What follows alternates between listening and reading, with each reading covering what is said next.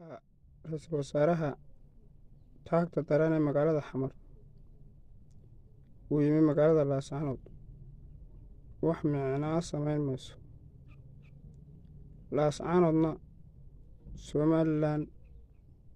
Laascaanood baa dan ku qabtay Somalilan, laakiin Somalilan dan kumay qabin Laascaanood.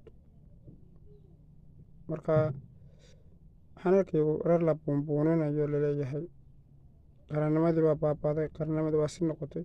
wax qarannimada ka xumaaday ma jiro. Qarannimada Somalilan waa muqadas, cidna loo daba fadhiisan maayo.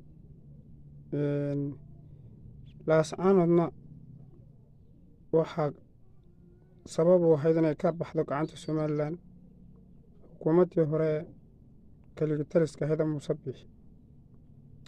Xukuumadda Cabdiraxmaan Ciro 5 gobol baa lagu wareejay. 5tii gobolla boqolkii cishay xukuumaddu xilka talada dalka haysay waxqabad ballaaran oo lagu mahadiyo oo lagu hambalyeeyo ayay qabatay. Markaa in xukuumadda cusub ee Cabdiraxmaan Ciro bulshada Somalilan ay la shaqaysaa.